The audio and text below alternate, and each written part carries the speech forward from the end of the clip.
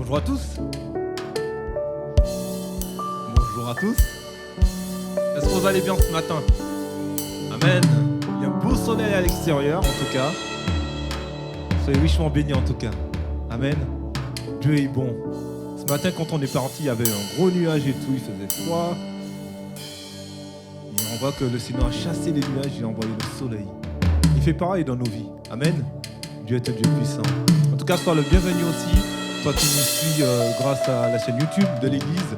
Que tu sois richement béni, encouragé au travers des chants de louange, au travers des chants d'adoration, au travers aussi du message qui sera apporté par Yann. Que le Seigneur vraiment vous fasse du bien ce matin. Amen. Qu'on puisse en ce matin tout abandonner. Jésus, c'est ce qu'il veut en fait, c'est qu'on puisse tout lui donner. Alors je ne sais pas par quelle situation tu es passé cette semaine. Je ne connais pas tes combats. La seule chose que je sais, c'est que si tu es ici, c'est que tu aimes le Seigneur. Amen. On n'est pas là pour se juger. On est là pour s'aimer et pour s'entraider. Et que le Seigneur soit le centre de nos vies. Amen. Alors sans toi libre ce matin, tu es dans la maison de ton Père, du roi des rois. Même si tu es chez toi, Dieu siège au milieu de la louange. Il est omniprésent. Amen. Il est présent ici, il est présent en Afrique. Il est présent sur Paris, il est présent dans ta maison, dans ta chambre, dans ton travail aussi. Peut-être que tu nous regardes, tu travailles dans ton portable. Il est présent partout. Il est surtout présent dans nos cœurs et dans nos vies. Alors, si c'est la première fois que tu nous visites en ce matin, sois béni, sois encouragé. Et que le nom du Seigneur soit exalté ce matin. Avec le groupe de louange, merci aux musiciens, au groupe Echo aussi, à tous ceux qui travaillent, la technique aussi, qui sont derrière. Sana, Johan, ils font un bon boulot. Avec des personnes qui sont vraiment sympas, qui sont vraiment bien. Priez pour nous, priez pour eux, priez pour nos pasteurs aussi. Que l'on nous dit Seigneur, salut en tout cas. C'est une joie de vous revoir ce matin. On va commencer par ce chant qui nous dit Christ est ma joie. Est-ce que Christ est ta joie? Alors comme je le dis toujours, on est à la maison, vous savez comment ça se passe. On fait comme on veut. On se lève, si tu veux te lever, tu te lèves. Si tu veux rester assis, tu restes assis. Mais sans toi libre en tout cas de louer ton audience ce matin, notre audience ce matin, et que toute gloire lui soit donnée.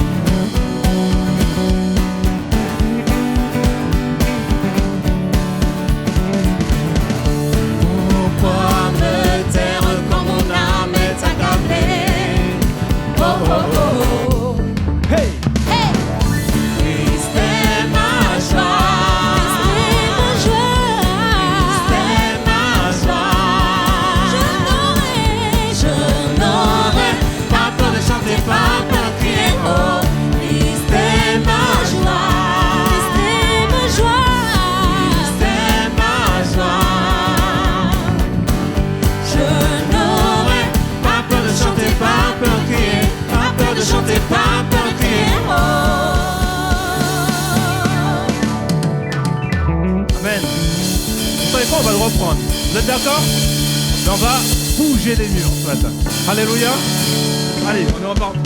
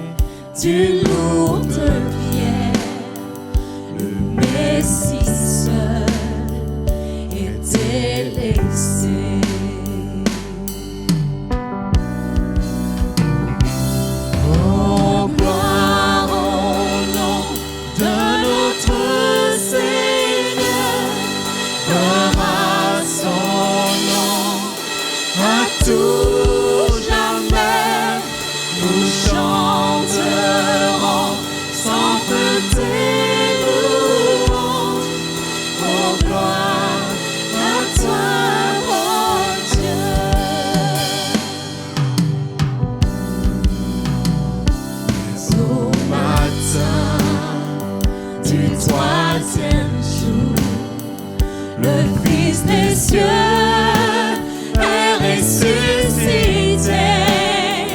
La mort n'est plus, elle est vaincue.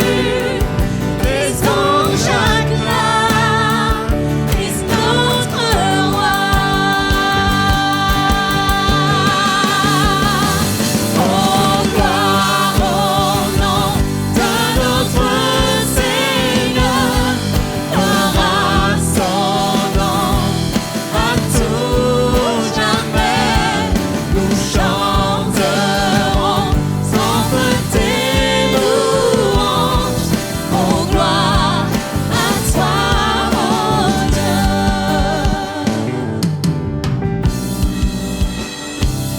Reviendra de blanc vêtu, bercer la nuit, notre Jésus, et je serai parmi les saints, captivé par sa gloire sans fin.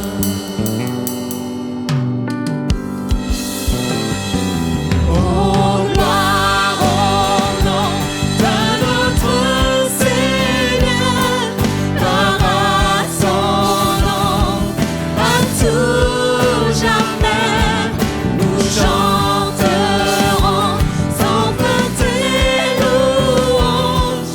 Oh, gloire à toi, oh Dieu. Oh, gloire au nom de notre Seigneur, gloire à son nom, à tout jamais.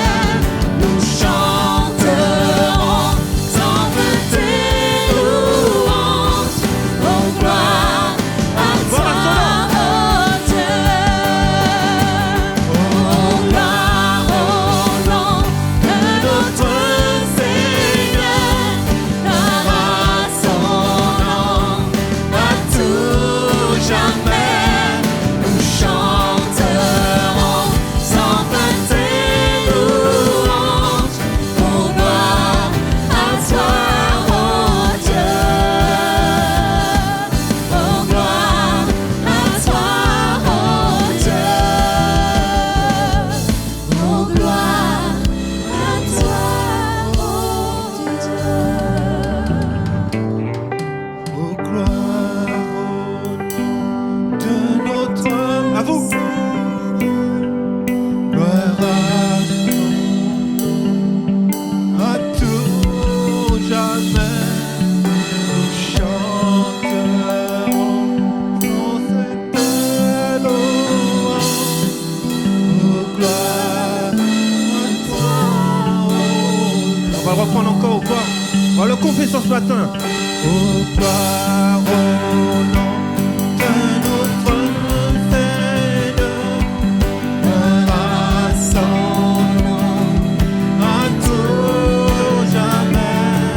Nous chanterons sans fin tes louanges. Oh, gloire à toi, oh Dieu. Oh, gloire à toi, oh Dieu. Oh, gloire à toi, oh Dieu. Faut pas t'aimer le silence maintenant. Alléluia. Alléluia, Seigneur, tu es digne. Digne es-tu, Seigneur. Alléluia, nous t'adorons.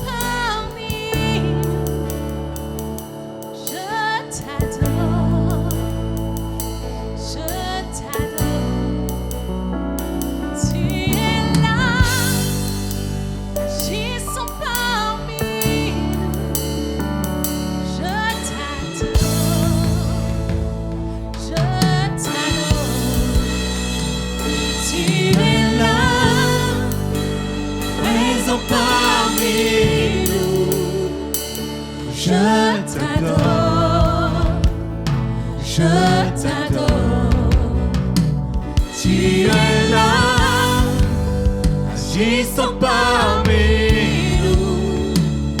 Je t'adore, je t'adore. Dans un chemin ouvert de miracles, tu tiens tes promesses, lumière dans les ténèbres. Mon Dieu, c'est ce que tu es. Tu traces un chemin ouvert de miracles, tu tiens tes promesses, lumière dans les ténèbres. Mon Dieu, c'est ce que tu es. Tu es là.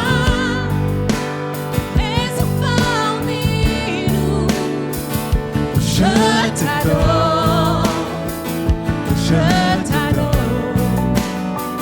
Tu es là, agissant parmi nous. Je t'adore, je t'adore. Tu es là, présent parmi nous. Je t'adore.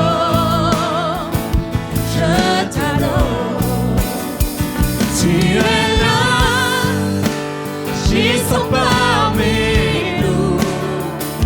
Je t'adore, je t'adore. Tu traces un chemin, opères des miracles, tu tiens tes promesses, lumière dans les ténèbres. Mon Dieu, c'est ce que tu es. Tu traces un chemin, opères des miracles, tu tiens tes promesses, lumière dans les ténèbres. Mon Dieu, c'est ce que tu es. Tu traces le chemin, opères des miracles, tu tiens tes promesses, lumière dans les ténèbres. Mon Dieu, c'est ce que tu es. Tu traces le chemin, opères des miracles, tu tiens tes promesses, lumière dans les ténèbres. Mon Dieu, c'est ce que tu es.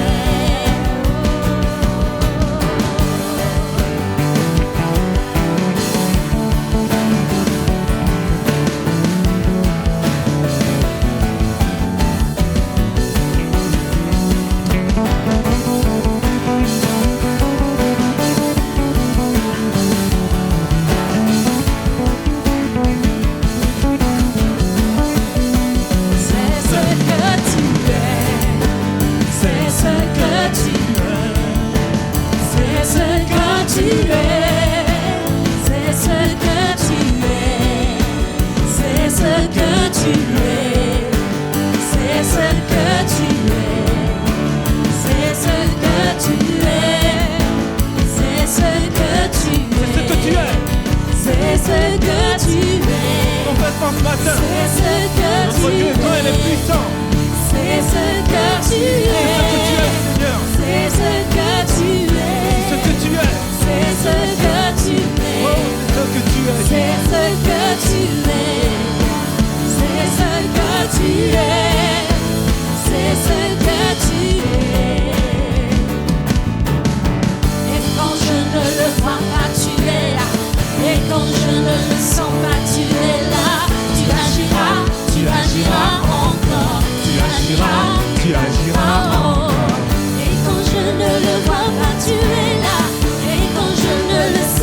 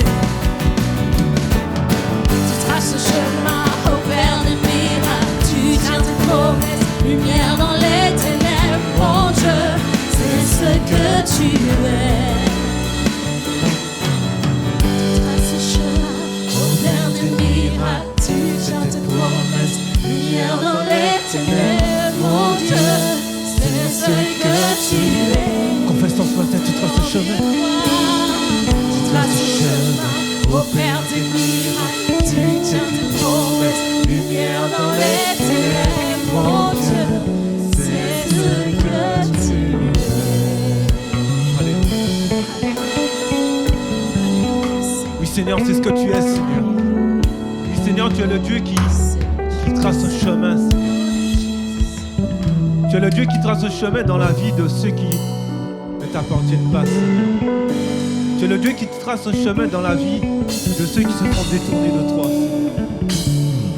Tu es celui qui trace un chemin, Seigneur, dans la vie de tes enfants, Seigneur. Merci parce que tu agis, Seigneur.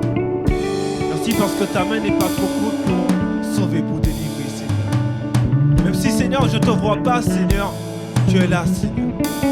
Alléluia, Seigneur. Ce matin, nous voulons t'adorer, Seigneur.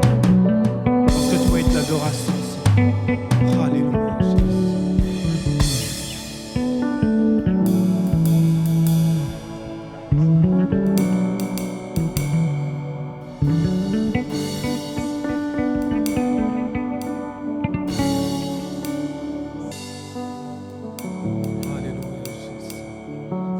On va reprendre, tu traces un chemin. On va le chanter de tout notre cœur. Quand une prière, Seigneur. Oui, Seigneur, tu traces un chemin dans ma vie, Seigneur. Seigneur, tu opères des miracles dans ma vie, Seigneur. Tu tiens tes promesses, Seigneur, dans ma vie, Seigneur. Tu vas le chanter, mais tu vas te l'approprier, ce chant. Tu vas remplacer le thé par le mais. Tu fais des miracles, Seigneur, dans ma vie encore aujourd'hui, Seigneur. Oui, Seigneur, c'est ce que tu es, Papa. Alléluia, Seigneur. Oui, Seigneur, lumière dans mes ténèbres, Seigneur. Oui, tu éclaires nos ténèbres, Seigneur. Alléluia, Seigneur. Alléluia, nous t'adorons, Seigneur. Tu opères des miracles, Seigneur, encore aujourd'hui, Jésus. Oui, Seigneur, dans les ténèbres, tu es là, Jésus. Alléluia, oui, c'est ce que tu es, Jésus. Alléluia, Jésus. Oh, tu traces un chemin, Jésus. Tu opères des miracles, Jésus. Oh oui, dans les ténèbres, tu agis, Seigneur. Alléluia, Seigneur. Tu traces un chemin, opères des miracles. Tu tiens tes promesses. Lumière dans mes ténèbres, mon Dieu, c'est ce que tu es. Tu traces un chemin, Jésus. Tu traces un chemin, opères des miracles. Tu tiens tes promesses, lumière dans les ténèbres, mon Dieu, c'est ce que tu es.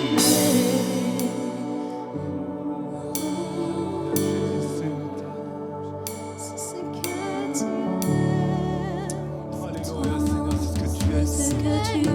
Alléluia, Seigneur, c'est ce que tu es, Jésus. Ah, nous t'adorons, Seigneur. Oh, c'est ce que tu es, Jésus.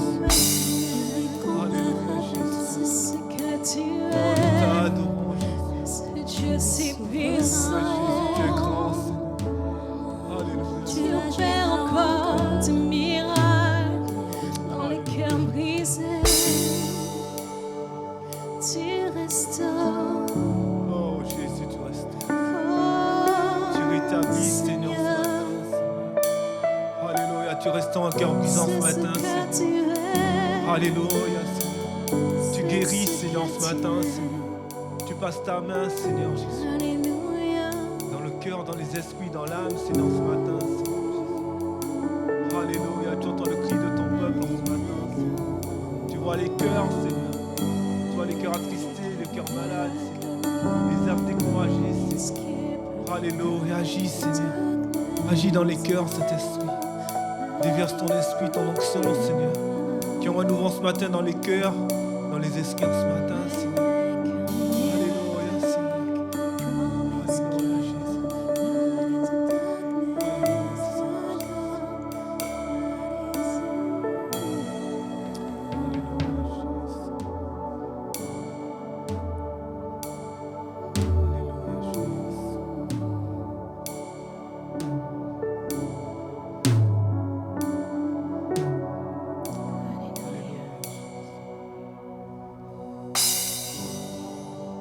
Amen.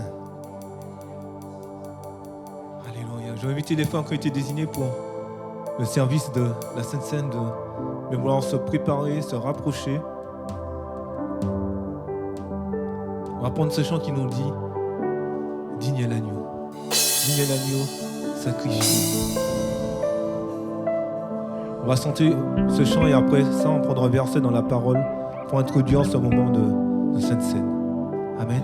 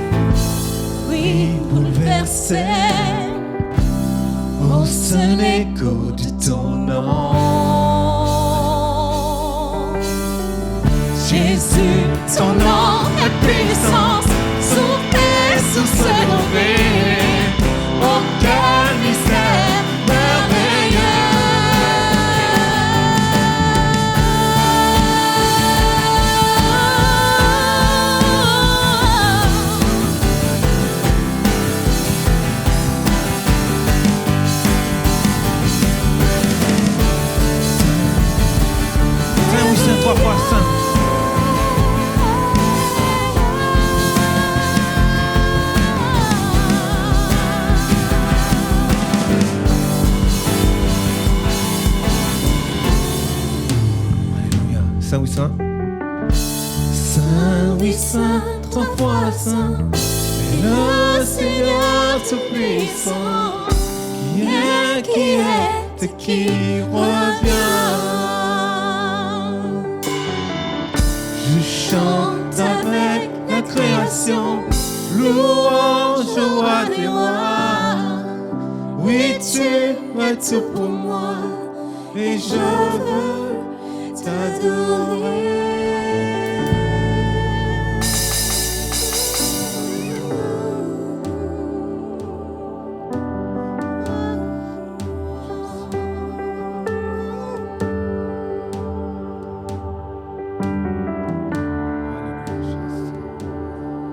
Alléluia, Seigneur Jésus.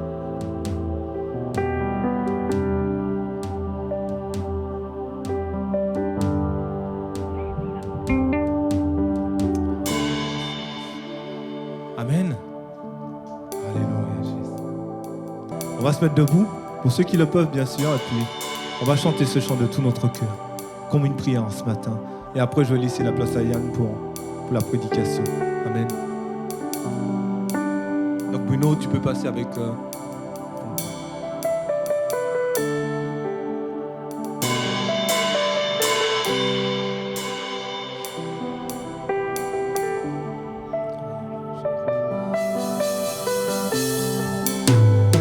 Je ne pourrai jamais t'aimer, comprendre ni réaliser.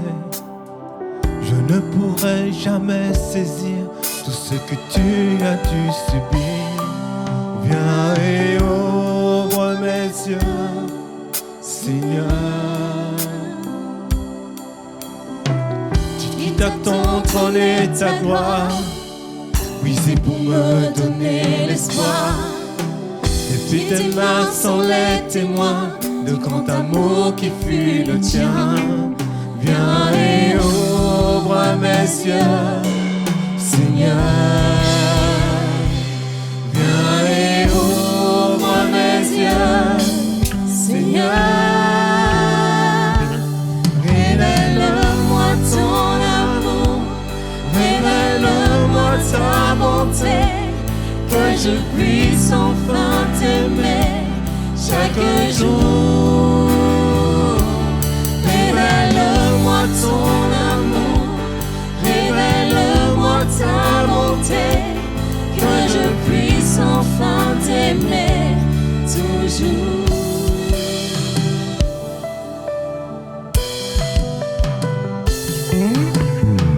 Je ne pourrai jamais t'aimer, comprendre ni réaliser. Je ne pourrai jamais saisir tout ce que tu as dû subir. Tu quittes ton trône et ta gloire, et c'est pour me donner l'espoir. Tes pieds, tes mains sont les témoins du grand amour qui fut le tien. Viens et ouvre mes yeux, Seigneur. Viens et ouvre mes yeux, Seigneur. Révèle-moi ton amour, révèle-moi ta bonté, que je puisse enfin t'aimer chaque jour. Révèle-moi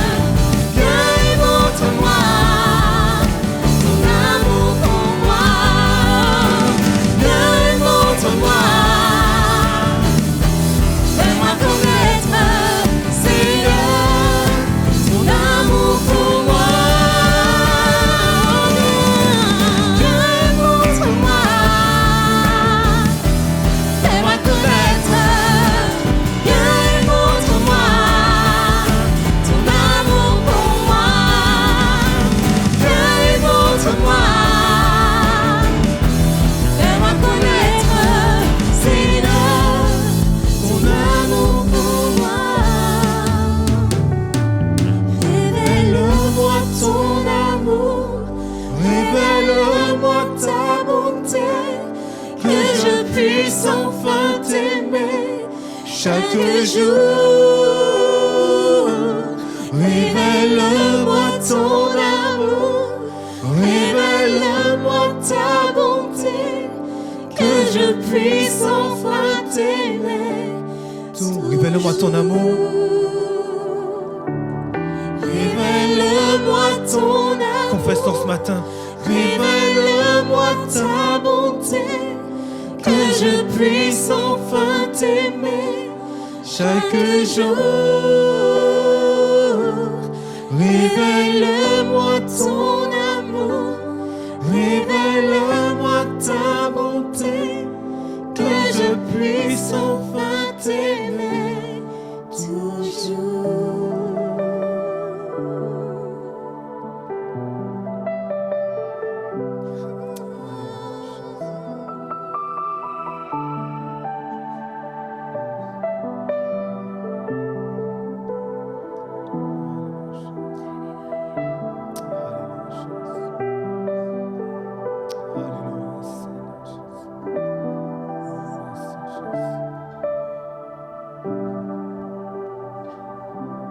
Amen.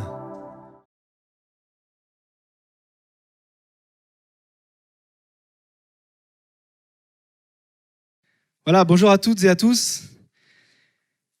Ce matin, on va parler de la justice de Dieu. Amen. Et le thème de ce matin, la justice de Dieu, c'est un thème qui est très important dans la Bible. Et on ne peut pas parler de l'amour de Dieu, on ne peut pas parler du pardon si on enlève la justice de Dieu. La justice de Dieu est vraiment à la base de tous les autres thèmes. Et c'est parce que Dieu est un Dieu de justice, que Dieu est amour, qu'il nous pardonne, que Dieu est amour, que Dieu nous aime. Amen. Et vraiment, c'est un thème qui est très important. Je me suis amusé à prendre quelques chiffres. C'est très facile à faire avec quelques outils.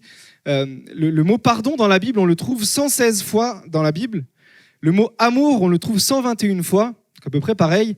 Et le mot justice, on le trouve 390 fois dans la Bible. Donc en fonction des versions, c'est forcément c'est environ. Mais c'est pour dire que ce thème est vraiment primordial dans la Bible. Et Dieu est un Dieu de justice. Et ça, c'est vraiment quelque chose qui est important et qu'on doit garder sur nos cœurs. Parce que si on enlève ça, alors tout le reste s'écroule. Et souvent, on est OK pour dire Dieu est un Dieu de justice et on pense à notre état de pécheur, au fait que l'homme est pécheur et que nous avons besoin de la grâce de Dieu, du sacrifice de Jésus, et tout ça, c'est vrai. Mais on va essayer d'aller un petit peu plus loin ce matin dans la compréhension de qu'est-ce que la justice de Dieu, qu'est-ce que ce royaume de justice, quels sont les principes qui sont liés à la justice de Dieu. Vous le voulez bien ? Amen. On va ouvrir la Bible dans Matthieu chapitre 6, à partir du verset 24. Matthieu chapitre 6, à partir du verset 24.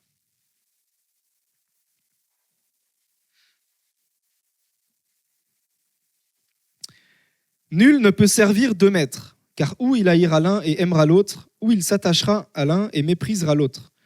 Vous ne pouvez servir Dieu et Mammon, ou on peut aussi traduire Dieu et l'argent. C'est pourquoi je vous dis, ne vous inquiétez pas pour votre vie de ce que vous mangerez, ni pour votre corps de quoi vous serez vêtus. La vie n'est-elle pas plus que la nourriture et le corps plus que le vêtement ?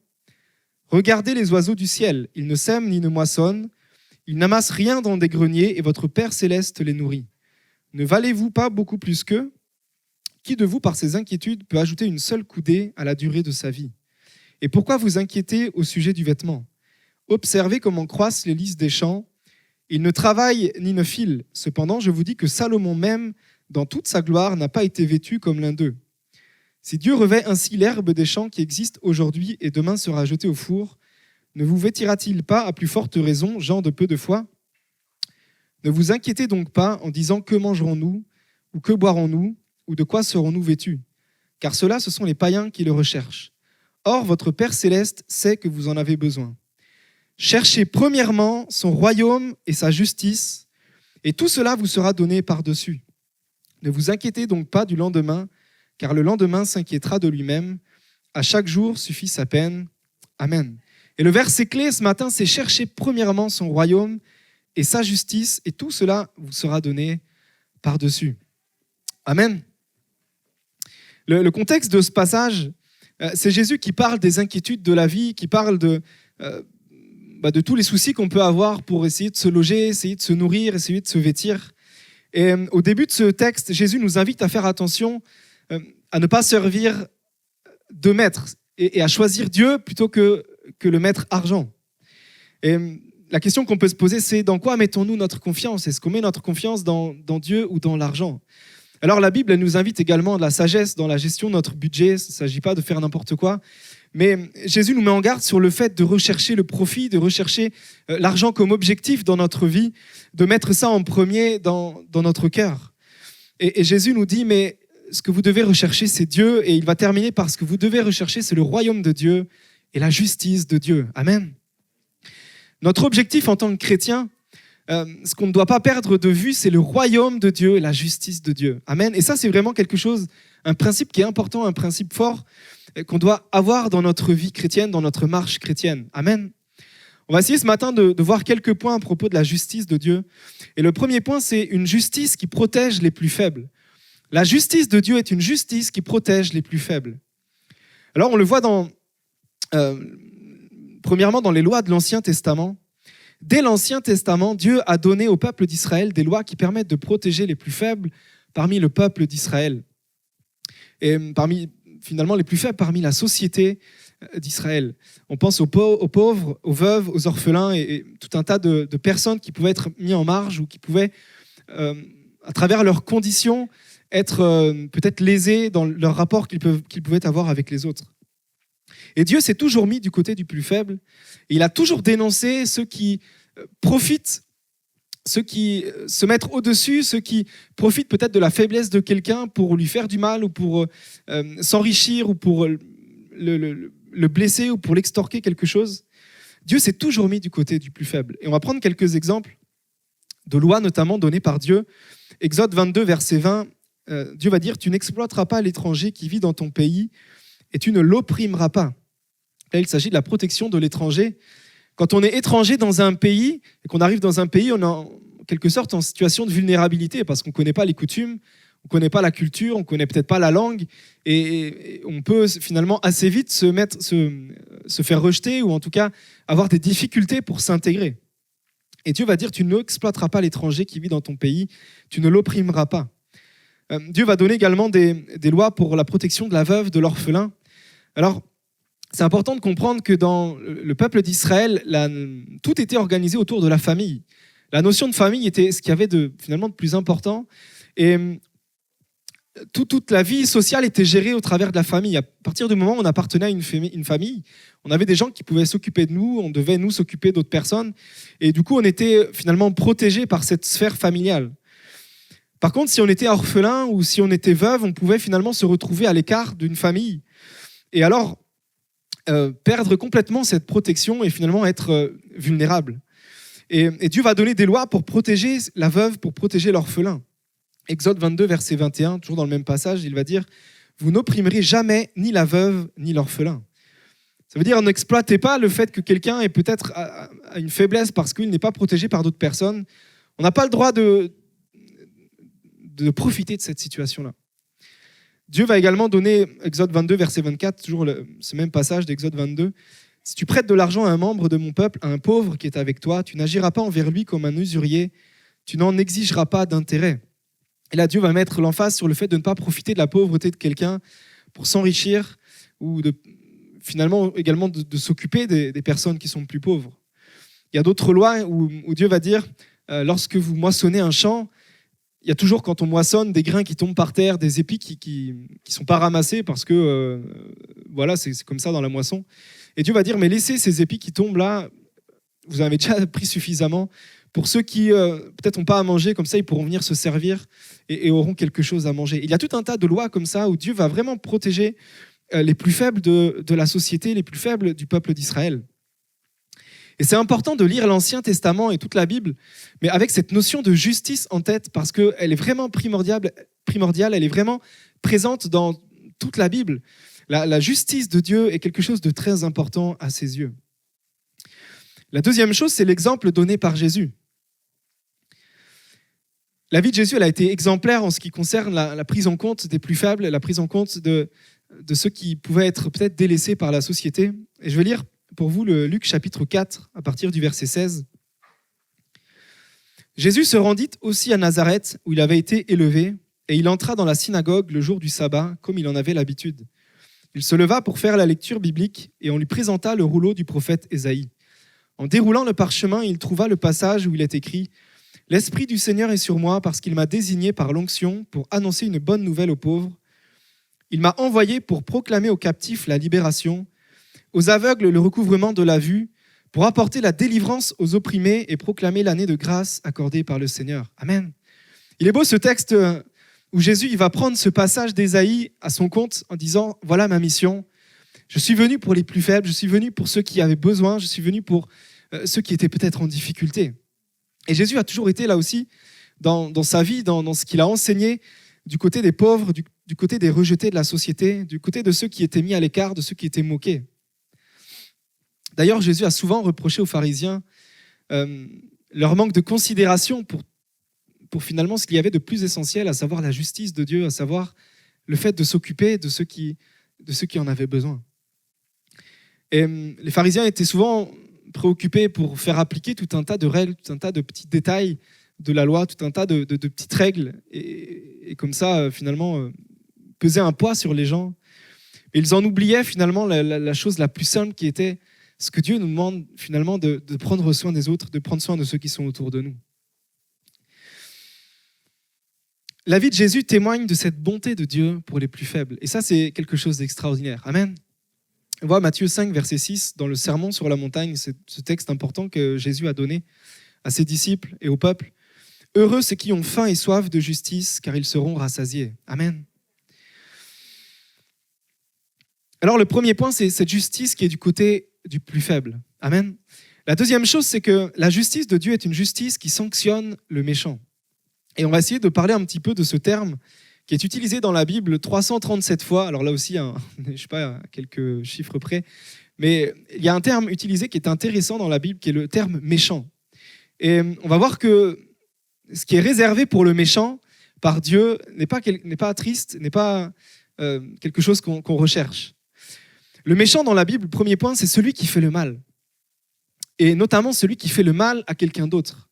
Et la Bible utilise ce terme de méchant. Quand vous lirez la Bible, vous regarderez, vous ferez attention à ce terme-là qui est utilisé un certain nombre de fois pour parler de celui qui fait du mal, pour parler de celui qui blesse les autres, parler de celui qui opprime les autres.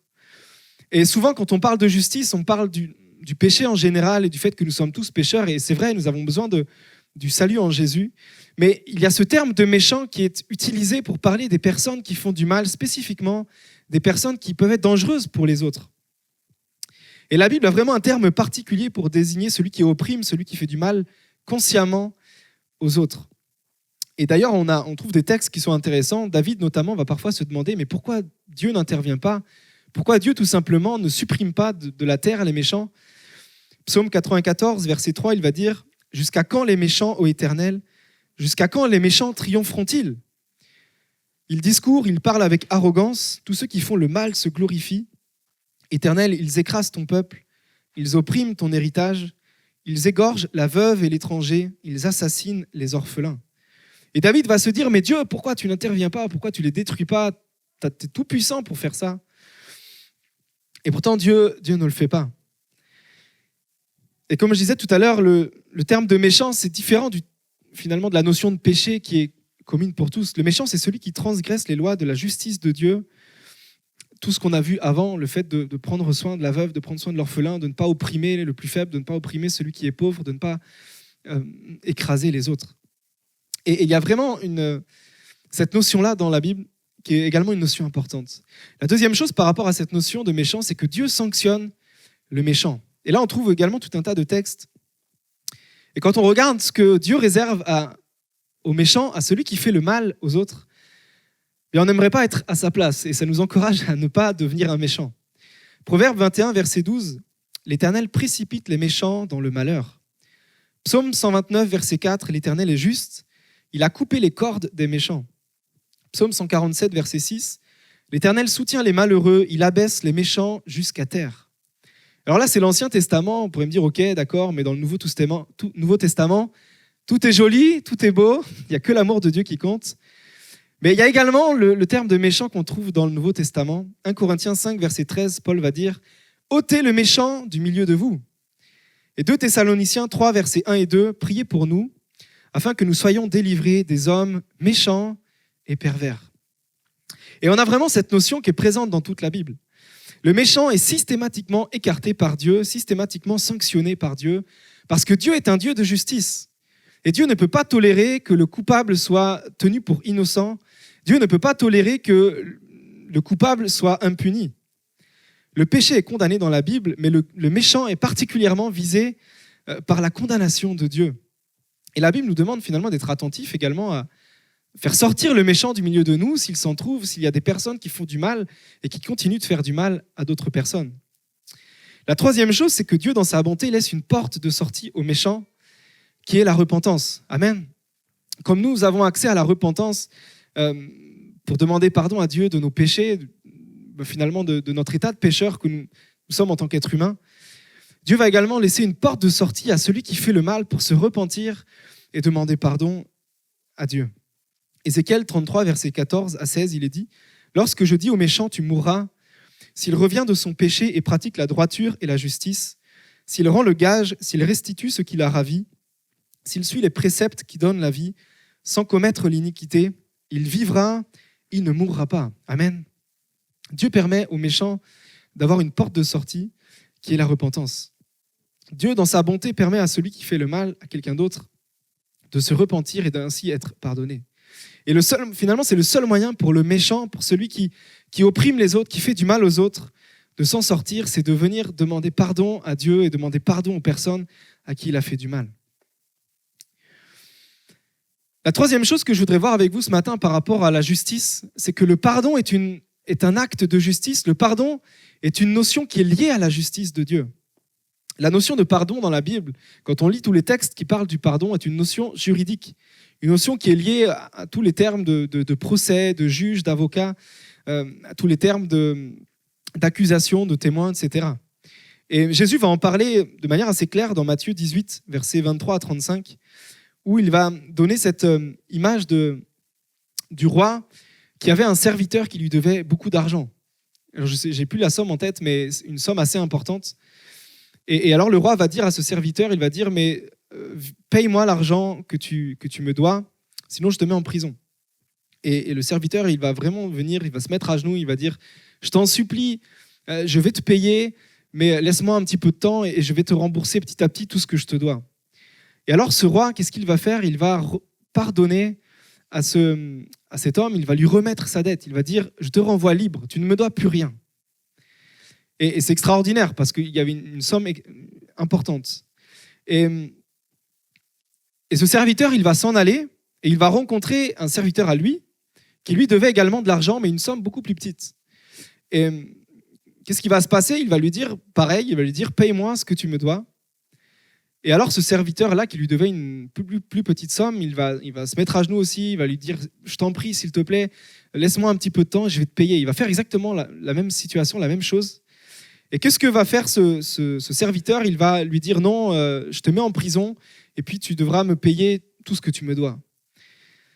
Et alors le premier roi, celui qui était plus important, il va voir ça, il va dire « mais ce que tu as fait là, c'est méchant, parce que moi je t'avais remis toute la dette et toi tu ne l'as pas fait ». Et alors il va le remettre en prison. Et on trouve quelques notions qui sont importantes par rapport au pardon dans cette histoire. Il faut imaginer...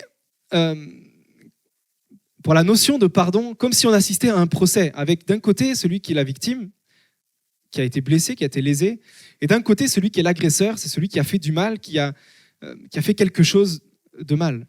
Et alors, cet agresseur-là, il a une dette vis-à-vis de la victime. Finalement, il doit payer quelque chose, il doit payer le mal qu'il a fait.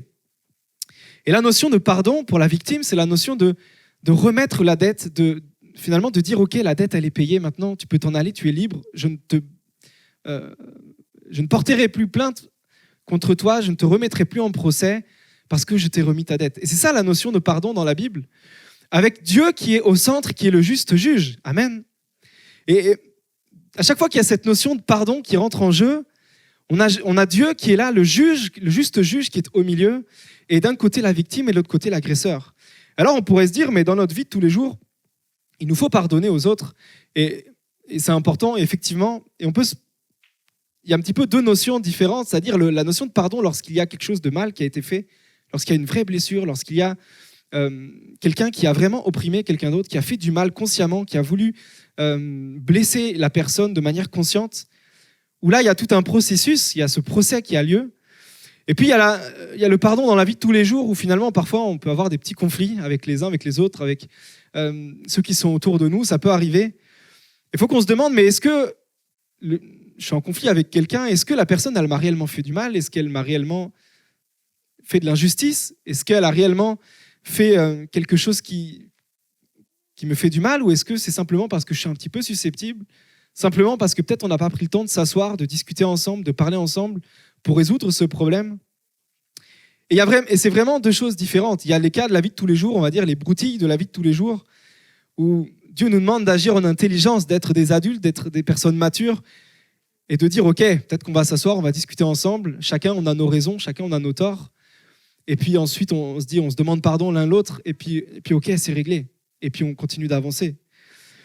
Mais il y a cette notion de pardon dans la Bible où c'est différent, c'est quand vraiment quelqu'un fait du mal de manière consciente et doit se repentir parce qu'il a tellement blessé la personne que ça a détruit la personne, ça a laissé des marques dans la personne, ça a laissé des traces. Et ce matin, il y a peut-être des personnes qui ont des traces dans leur vie parce qu'un jour, quelqu'un leur a fait du mal de manière très forte, quelqu'un leur a fait du mal, peut-être même en prenant du plaisir à le faire du mal. Et dans ces cas-là, il faut vraiment avoir en tête que Dieu est notre juste juge, que Dieu est toujours le Dieu de justice. Dieu il ne dit pas, non, mais c'est pas grave, oublie ce qu'il t'a fait. Dieu te dit, mais moi je suis là, je suis le juste juge.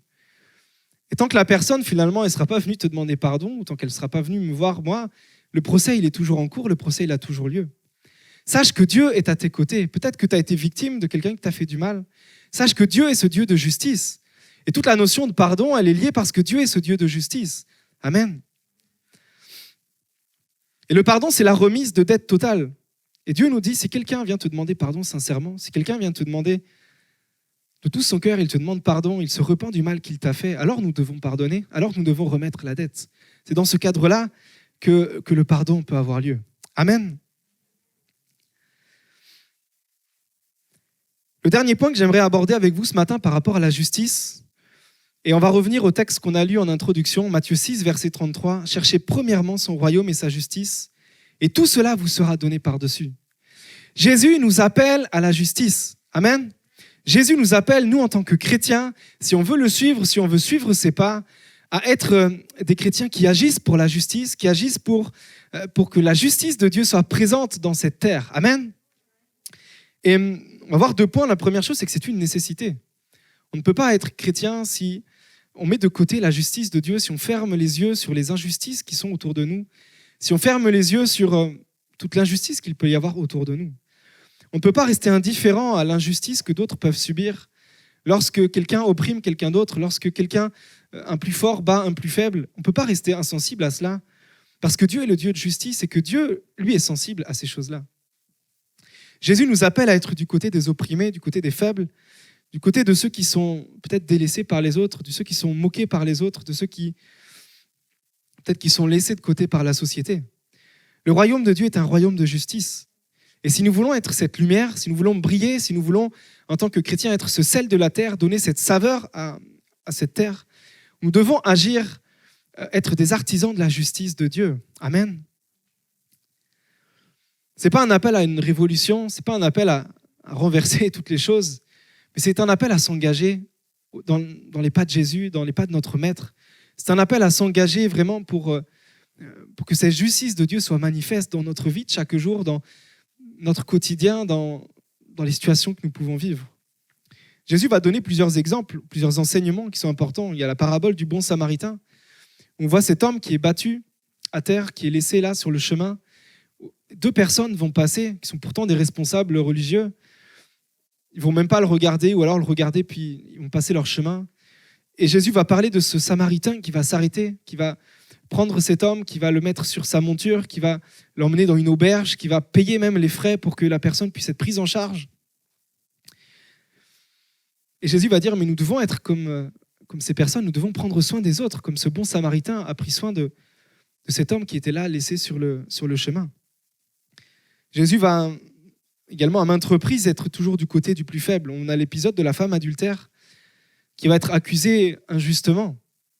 Et je dis injustement parce que cette femme adultère, lorsqu'elle est accusée, les pharisiens vont l'amener, mais dans la loi, ils vont dire, cette femme, elle a péché, il faut qu'on puisse la lapider. Et ils voulaient piéger Jésus comme ça, mais dans la loi, il était écrit qu'il n'y avait pas seulement la femme qui devait être lapidée, mais également l'homme avec qui elle était lorsqu'elle a été prise en délit d'adultère.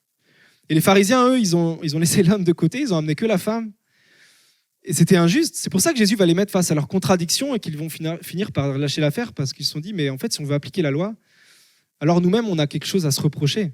Parce que là, on a accusé injustement une personne en n'étant pas neutre finalement dans l'histoire.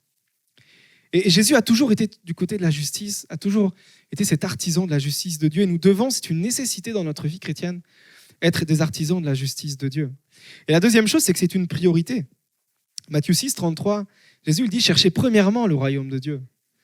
Avant même finalement de vous soucier de vos besoins quotidiens, avant même de vous soucier de quoi vous serez vêtus, de quoi vous allez vous loger, de quoi vous allez vous nourrir.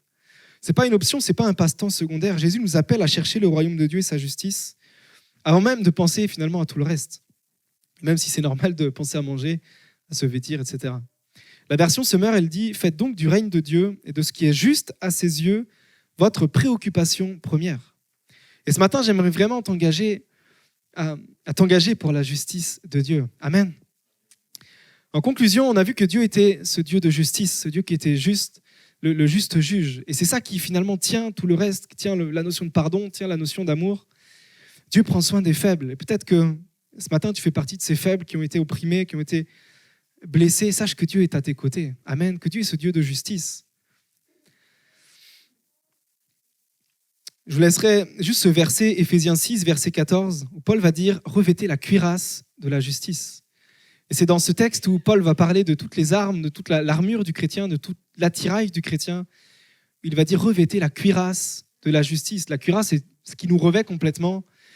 Et que nous puissions vraiment être des artisans de justice. Et je vous engage vraiment à s'engager pour la justice. Amen. Seigneur, merci Père, parce que tu es ce juste juge, tu es ce Dieu de justice. Seigneur, merci parce que tu ne laisses pas le coupable pour innocent. Seigneur, tu es celui qui traite chaque situation avec une justesse, avec une justice, Seigneur Jésus, qui est impartiale, qui est sans erreur possible, Seigneur. Je te remercie parce que tu es ce Dieu qui est à nos côtés, Seigneur, ce Dieu qui est du côté de ceux qui ont peut-être moins de moyens, ceux qui ont peut-être pas de moyens pour se défendre, Seigneur. Je te remercie parce que tu es ce Dieu qui est là, qui est présent à nos côtés chaque jour, Seigneur. Que nous puissions être des artisans de la justice, Seigneur, que nous puissions chercher ton royaume, que nous puissions, Seigneur, être ces chrétiens qui brillent dans cette société, Seigneur. Qu'à toi soit toute la gloire éternelle. Amen. Que Dieu vous bénisse.